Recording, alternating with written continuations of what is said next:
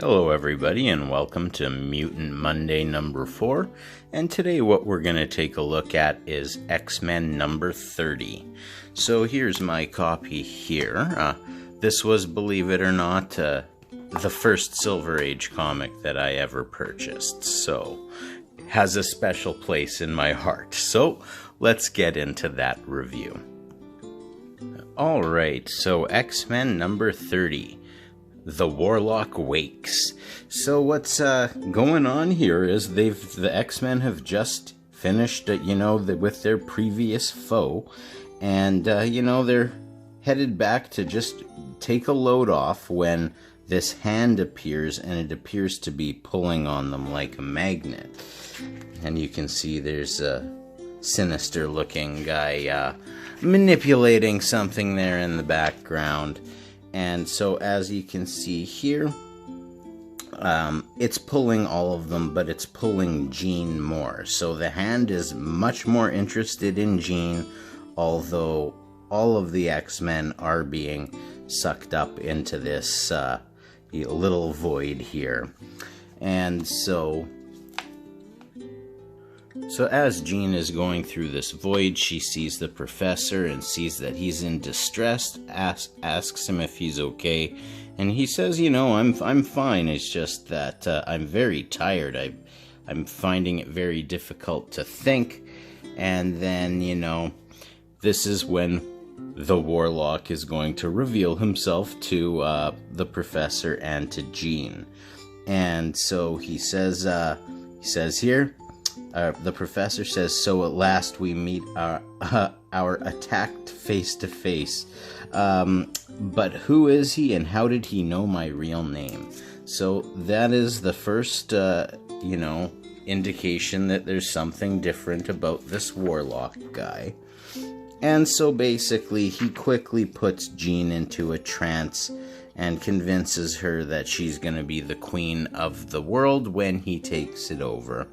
And that, he'll reveal his sinister plan to them, but they gotta get where they're going first. So he summons these unicorn horses to take them to fly away off to a distant land, or a different place anyway. So they're flying. You can see here the angel escaped through whatever that tunnel was, so he's with them. The Warlock's fine with just letting him tag along at this point. They land down here in this cavern, and so the Warlock is now going to explain to them a little bit more of what's going on once they get where they're going.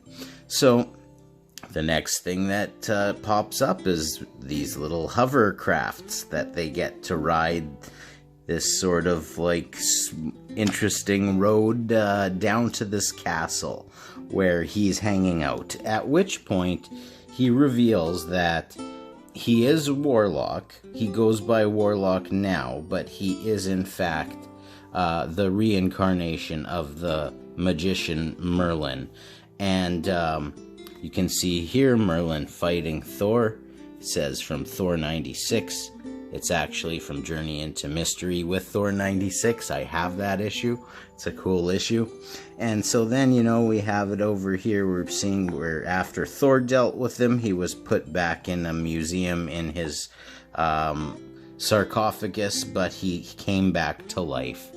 And that's going to be no good for everyone else in the world. So, the Warlock's talking about how he has constructed this, which his machine that will conquer the world. And so, Professor X is wondering, I've got to goad him into telling us how it is that he's going to, use this apparatus. But of course, this is a Marvel Comics villain, and he chimes up himself here, and he is saying, this apparatus is the supreme invention of my mutant genius, powered by my own powerful brain. It will turn on the minds of mere mortals backwards to the level of mankind of time of King Arthur's age. then they shall not have the scientific weapons or skill to, oppose the Warlock. So it's an interesting plan to take over the world only to set it back to a less technological time. Interesting stuff. So, we know at this point in time, it's a secret to nobody except the X-Men that Cyclops loves Jean Grey. So he goes to get to free Jean, but the Warlock shows that he doesn't need... actually, I'm sorry, that's the Angel. I'm an idiot. But so the Angel goes to help her, but he's able to make Jean use her telekinesis on the Angel. His wing starts on fire. The Professor tells him to go dive into that thing there where he'll, where he won't, where he can douse the fire. Once he comes out of the fire, he realizes that it was all in his mind, that that's what this Warlock is doing, is putting these things in his mind. So you can start to see here the Professor's starting to be able to gain his powers back a little the more the Warlock is distracted. So he decides he's going to have to go and deal with the X-Men, so he sort of, makes Jean stay in place. He puts some sort of curse or something on her so she can't move. And so then he goes and he sees, the fallen Professor X with Angel, and he's wondering what's going on, and Angel tells him, I don't know, he fell out of his chair. I think he might be dying. I don't know what's going on. And so, obviously, he wants to take a closer look, and you can see here, he even is, he does, it is beyond belief. There is no response. I cannot probe his mind. So he thinks that the Professor's basically finished, but what they've really done is and pulled him into a trap where he is going to have to deal with 5 of them all at once. We got Iceman, Cyclops, Beast, Angel, and Professor X all sort of unleashing on him at once. He tries to use his magic on them again. Makes their feet stick to the floor. They know that it's just in their minds, but aren't able to break it initially. And so the Professor and the Warlock have an interesting exchange. Basically, Professor Xavier is saying that that the Warlock holds the upper hand because he caught them off guard. But if he didn't, if they were ready for a fair fight, the X-Men would destroy him easily. And, he's not, the Warlock's not too happy with the words, but he wants to, the Professor to be witness to, this tournament that we're about to find out what it is. So he uses, I guess the Professor turns on his mechanical legs and follows the Warlock. And so then we see here that, they're in an arena.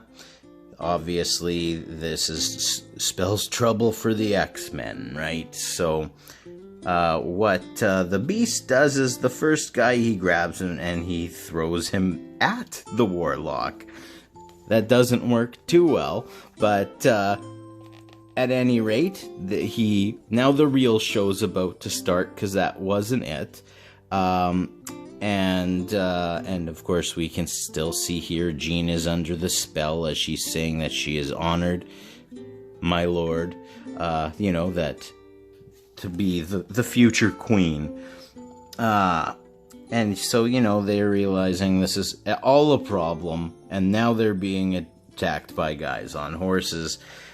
All not looking great for the X-Men at this point in time, but we know that they're going to make short work of these guys, and they do. You can see here the Iceman using his ice to make them slip and slide everywhere. Cyclops takes out the guys on the the ledge or the edge of the tower there. And, you know, the beast jumps up, gets up there, and then gets whapped by a telekinetic burst of power. But as he's falling down, Bobby creates a slide for him to break his fall. And so at this point, he's seen enough. He's like, that's it. Let's get out of here. So he grabs Jean, and they start to get out of there. And so as they pursue, the gate closes behind them. And so they want to go save Jean.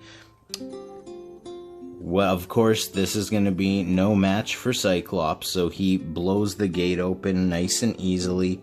Angel's got X, and they get in there, and then all of a sudden these little torpedoes get shot at them.